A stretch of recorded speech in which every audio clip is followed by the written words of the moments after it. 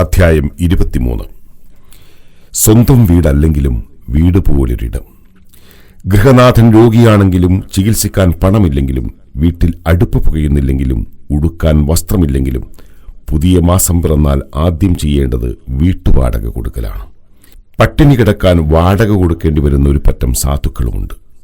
വർഷങ്ങൾക്ക് മുമ്പ് കൊണ്ടോട്ടിയിൽ നിന്ന് 45 കിലോമീറ്റർ അകലെ ഒരു വാടക വീടിന്റെ പുകപിടിച്ച ഇരുട്ടുമുറിയിൽ 2 കിഡ്നിയും തകരാറിലായ ഒരു ആസ്മ രോഗിയെ അവിടെ നിന്ന് മാറ്റി ബിസ്മിയുടെ റീഹാബിലിറ്റേഷൻ സെന്ററിൽ താമസിപ്പിച്ചു. ഏറെ നാൾ കഴിഞ്ഞ് അസുഖം വർദ്ധിച്ച് മരണപ്പെട്ടു. പിന്നീട് അവരുടെ കുടുംബം നാട്ടുകാരും ബന്ധപ്പെട്ട സംഘടനകളും ചേർന്ന് നിർമ്മിച്ച വീട്ടിലേക്ക് മാറി താമസിച്ചു. ക്യാൻസർ സ്ഥിരീകരിച്ച അവസ്ഥയിൽ ഇനി ഒരിക്കലും തൊഴിലെടുത്ത് കുടുംബം പുലർത്താൻ തനിക്കാവില്ലെന്ന് ബോധ്യപ്പെട്ട് ഇനി വാടക നൽകിക്കൊണ്ട് എത്ര നാൾ ഇവിടെ താമസിക്കാനാവും എന്ന യാഥാർത്ഥ്യം മനസ്സിനെ നോവിച്ചുകൊണ്ടിരുന്ന അവസ്ഥയിലാണ് സംസാരശേഷിയില്ലാത്ത ഭാര്യയുമായി മറ്റൊരു സഹോദരൻ ബിസ്മിയിലെത്തിയത്. പിറ്റേന്ന് രാവിലെ തന്നെ റീഹാബിലിറ്റേഷൻ സെന്ററിലെ വീടുകളിലൊന്നിലേക്ക് അവരെ മാറ്റിപ്പാർപ്പിച്ചു. ഏറെക്കാലം അവിടെ താമസിച്ച് അവിടെ വെച്ച് തന്നെ അദ്ദേഹം നാഥനിലേക്ക് യാത്രയായി. വാടക കൊടുക്കാതെ താമസിക്കാൻ ഒരിടം കിട്ടിയെങ്കിലെന്നാഗ്രഹിക്കുന്ന ഒരു കുടുംബത്തിന് ആരെയും ഭയപ്പെടാതെ സ്വസ്ഥമായി താമസിക്കാൻ വീട് പോലൊരിടം എന്ന കാഴ്ചപ്പാടിലാണ് ബിസ്മിയുടെ ഈ കെട്ടിടങ്ങൾ നിർമ്മാണം തുടങ്ങിയത്.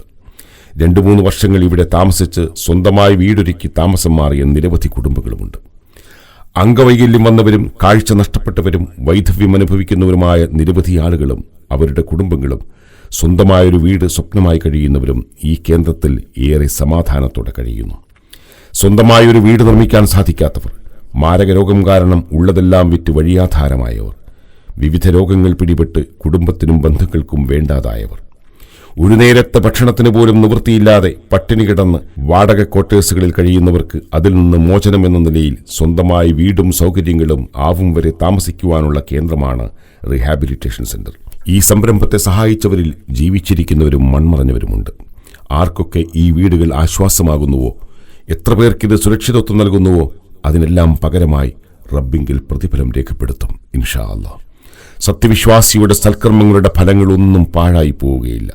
അങ്ങനെ ഒഴുകിക്കൊണ്ടിരിക്കും ഖബറിലേക്ക്, മഹ്ശറിലേക്ക്, വെളിച്ചമായി, തണലായി, താങ്ങായി, സ്വർഗതീരമണയും വരെ. നബി സല്ലല്ലാഹു അലൈഹി വസല്ലം പറഞ്ഞു, കരുണ കാണിക്കുന്നവരോട് അള്ളാഹുവും കരുണ കാണിക്കും. ഭൂമിയിലുള്ളവരോട് കരുണ ചെയ്യുക, ഉന്നതങ്ങളിലുള്ളവൻ നിങ്ങളോടും കരുണ ചെയ്യും. തിർമിദി.